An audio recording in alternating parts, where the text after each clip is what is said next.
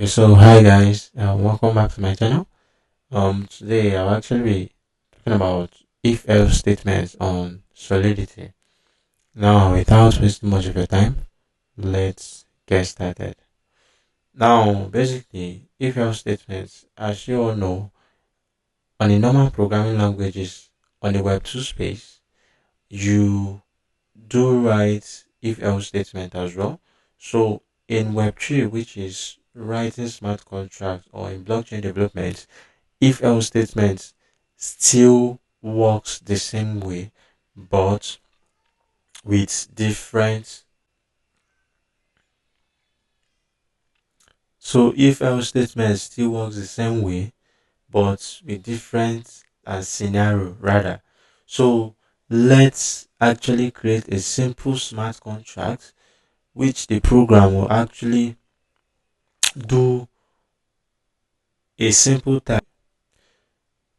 So we would actually now create a state variable for the program, then as well make a if else statement whereby if this condition is true, execute this, else execute that. So the syntax goes as usual as every other programming language, but let's write a simple smart contract that will actually perform this set of execution we would want. So first of all, let's create the body of our smart contract. Contract if else statement.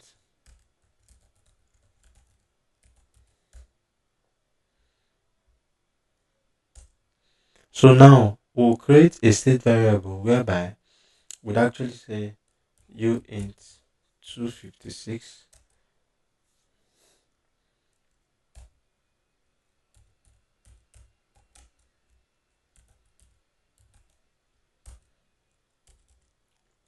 Now let's create a function.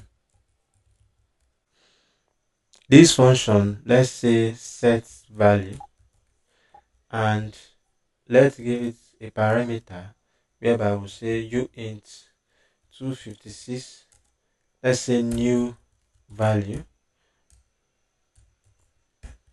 and make it public.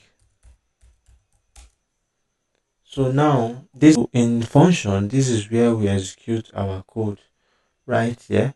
So we would actually say if we want a condition whereby if this is true, execute it. If not, do the other else part. So if new value is actually greater than 50,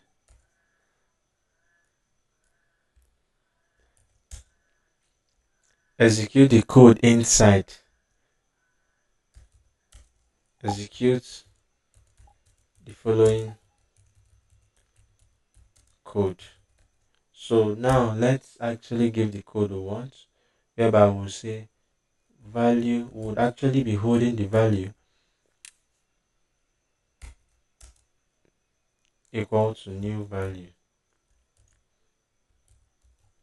Now simply what I'm trying to do here is if the value actually the new value we are actually putting inside on the perimeter is actually greater than 50, then the value would actually be that amount.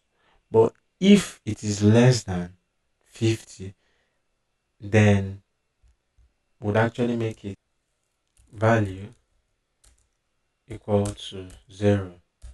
This is just a simple smart contract we want to write, and let's see and compare and see what we'll get. This is how if else statement works. So compile successfully. Let's debug.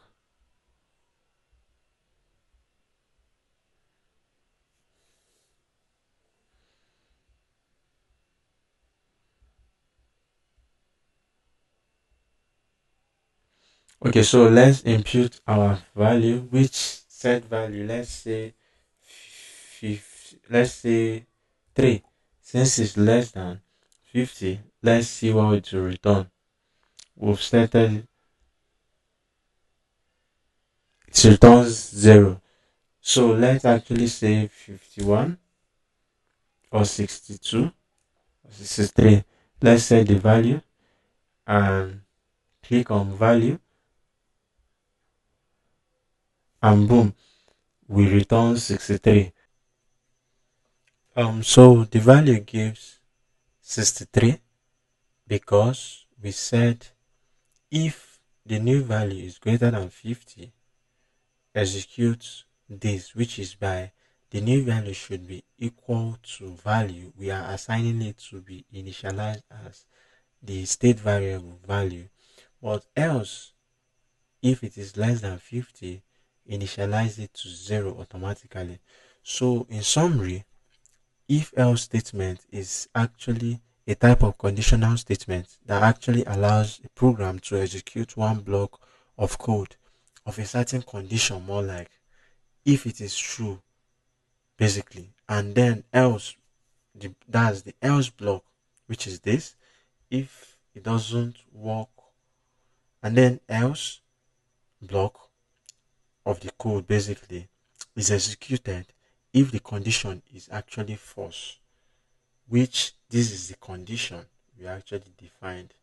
So it actually contains more like a two blocks of code, and depending on the condition, any one of the block is getting executed.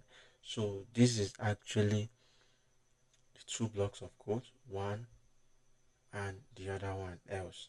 So I do hope you understood this tutorial. If you do, thanks for watching. See you on the next video.